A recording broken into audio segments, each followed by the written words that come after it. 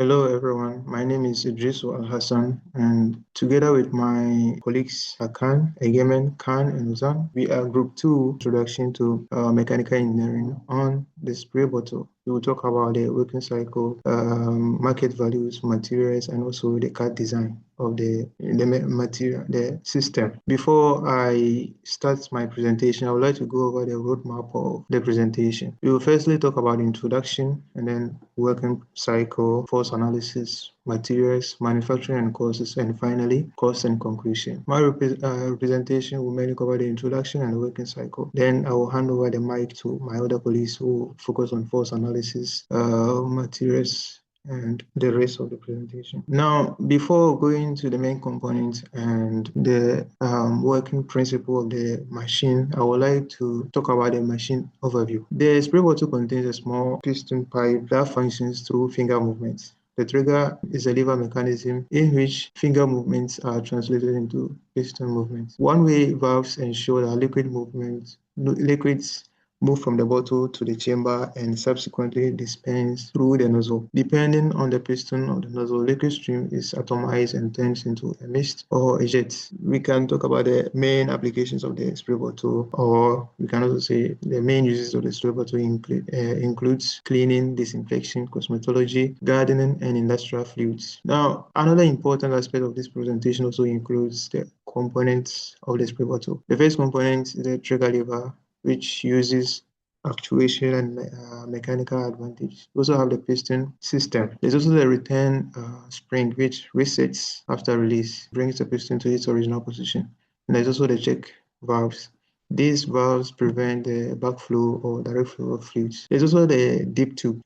These tubes extract fluid from the bottom of the bottle. And finally, there is a nozzle. Finally, I would like to talk about the working principle of the spray bottle. The spray bottle works using repeating two-stroke pumping cycle. Step one is the release. When the user releases the trigger, the spring pushes the piston back to its starting position. The next step is the suction.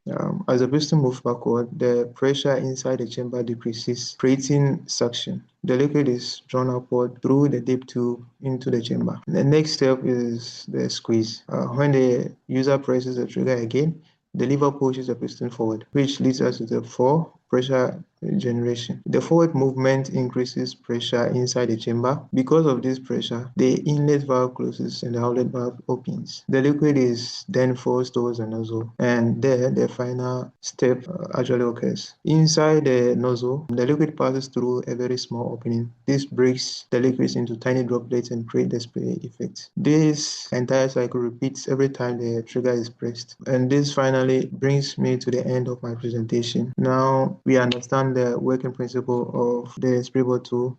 My teammates will continue with the force analysis and explain how the forces are distributed inside the mechanism. Thank you, which compresses the fluid in Suction stroke. In the suction stroke, the trigger is released, the spring moves the piston backward. This increases the chamber volume and decreases the pressure. Because of this low pressure, liquid moves up through the dip tube. The inlet valve opens and the outlet valve stays closed. In the pressure stroke, the trigger is squeezed. The trigger pushes the piston forward. The chamber volume decreases, so the pressure increases. The inlet valve closes, the outlet path opens, and the liquid goes to the nozzle as mist or stream. Force transmission path. Here we can see the force transmission path. The force starts from the finger, then goes to the trigger. The trigger works like a lever and pushes the piston. The piston increases the liquid pressure, and finally the nozzle controls the spray output. Engineering estimate. In this estimate, we assume 20 newtons of finger force with a lever ratio of 2.5. The piston force becomes about 20 newtons. Using pressure equals force divided by area, the estimated pressure is about 1 megapascal, but in real life it is lower because of friction, leakage, and valve losses. Force distribution by component. Finally, the force is not the same on every part. The trigger has repeated bending. The pivot has concentrated stress. The piston has pressure and friction, and the spring is compressed many times. The nozzle has a smaller load, but its shape is very important for the spray pattern. That's all for my part. Now I will hand it over to my friends. Thank you. Now that we understand the force distribution, let's answer a critical engineering question from our instructions. What exact materials are used to make this machine? At first glance, a spray bottle seems like just plastic. However, it is a complex assembly requiring very specific polymer choices. For the bottle body, we use HDPE or PET. The trigger housing is always specific plastic, polyprene. The flexible dip tube is LDPE. For the seals and valves, we use elastomers like TPE or silicone. And finally, is there any metal? Yes, the return spring is made of stainless steel.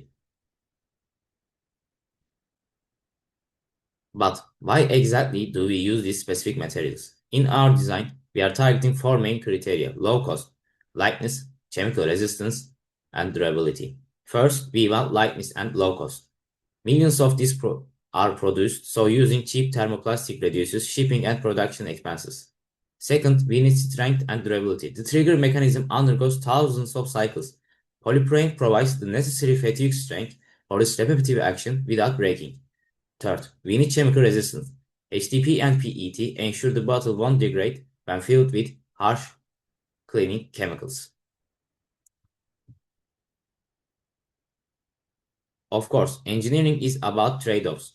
Why not make the whole assembly out of PET? Because while PET is clear and great for the bottle body, it lacks flexibility needed for the trigger. Similarly, why do we use metal spring instead of plastic one? We want to avoid metal to keep costs down and prevent rust, but we must use stainless steel for the spring.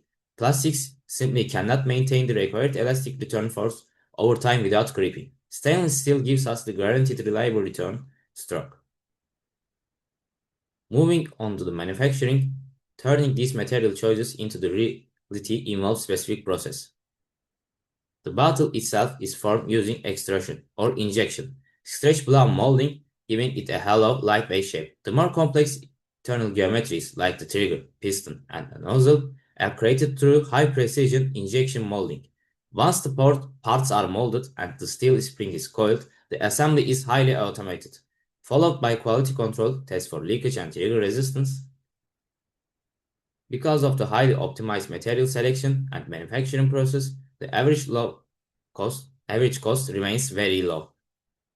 Market research shows a basic 23-ounce household bottle costs around $1 to $4 on average. If you upgrade the plastics for heavy-duty chemical resistant, it goes up to $9. The premium industrial versions, which Ozan will explain later, can go much higher.